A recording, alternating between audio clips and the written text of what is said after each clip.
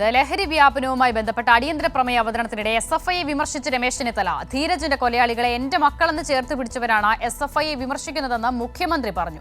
കൊലപാതക ശേഷം അവരെ കുറ്റപ്പെടുത്തുന്ന നേരിയ ഒരു സംഭാഷണമെങ്കിലും പ്രതിപക്ഷത്തു നിന്നുണ്ടായോ എന്നും മുഖ്യമന്ത്രി ചോദിച്ചു. ചെന്നിത്തല നിയമസഭയിൽ നടത്തിയത് വ്യാജ ആരോപണമെന്ന് SFI സംസ്ഥാന സെക്രട്ടറി PS സഞ്ജീവ് പറഞ്ഞു. കേരളത്തിൽ ഇന്ന് ക്യാമ്പസുകളിൽ റാഗിങ്ങുകൾ വ്യാപകമാണ്. ആരാണ് സാർ റാഗിങ്ങിന് നേതൃത്വം കൊടുക്കുന്നത്?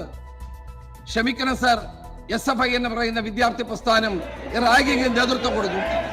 ബഹുമാനപ്പെട്ട മുഖ്യമന്ത്രി അങ്ങയിൽ നിന്ന് ഞാനിത് പ്രതീക്ഷിച്ചില്ല.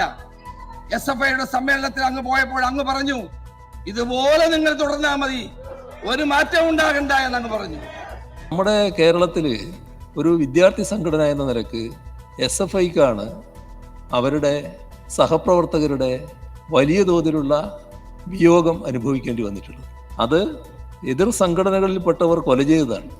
അങ്ങനെ കൊല ചെയ്യപ്പെട്ട 35 സഖാക്കൾ, ഏറ്റവും ഒടുവിലുണ്ടായ ആ ധീരജ് സംഭവം, ആ സംഭവം കഴിഞ്ഞപ്പോൾ ആ സംഭവം നടത്തിയ ആളുകളെ കുറിച്ച് നേരിയ തോതിലെങ്കിലും ഒരു കുറ്റപ്പെടുത്തുന്ന ഒരു വാക്കുണ്ടായി. എൻ്റെ കുട്ടികൾ എന്ന് പറഞ്ഞുകൊണ്ട് ചേർത്ത് പിടിക്കുന്ന നേതാവിനെയല്ലേ അങ്ങയോടൊപ്പം കണ്ടത്? പറഞ്ഞില്ലേ ഉത്തരവാദപ്പെട്ടയാൾ തന്നെ. അത്തരം ഒരു സമീപനാണോ സ്വീകരിക്കേണ്ടത്?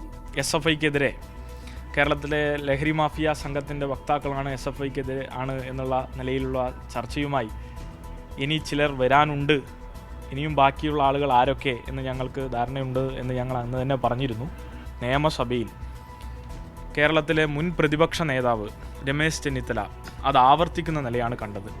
SFIക്കുള്ള സ്വീകാര്യത, ഏത് വിഷയത്തെയും അഭിസംബോധന ചെയ്യാൻ കഴിയുന്ന, ഏത് വിഷയത്തിലും വിദ്യാർത്ഥികളോടൊപ്പം നിന്ന് നിലപാടെടുക്കുന്ന, ഏത് തെറ്റായ പ്രവണതയും ചോദ്യം ചെയ്യുന്ന വിദ്യാർത്ഥി സംഘടനയെ മറ്റ് വലത് സംഘടനകൾക്ക് നേരിടാൻ കഴിയില്ല എന്നും, ഏത് വിധേനയും ഈ സംഘടനയെ വിദ്യാർത്ഥികൾക്കിടയിൽ നിന്ന് ഇല്ലാതാക്കിയാൽ, അകറ്റിയാൽ മാത്രമേ തങ്ങൾക്ക് സ്ഥാനമുണ്ടാകൂ എന്ന തിരിച്ചറിവിൽ നിന്നാണ് ഇവരുടെ പ്രധാനപ്പെട്ട നേതാക്കന്മാർ തന്നെ SFIക്കെതിരെ നിരന്തരമായി ദിവസങ്ങളുടെ ഇടവേളകളിൽ പറഞ്ഞുകൊണ്ടിരിക്കുന്നത്.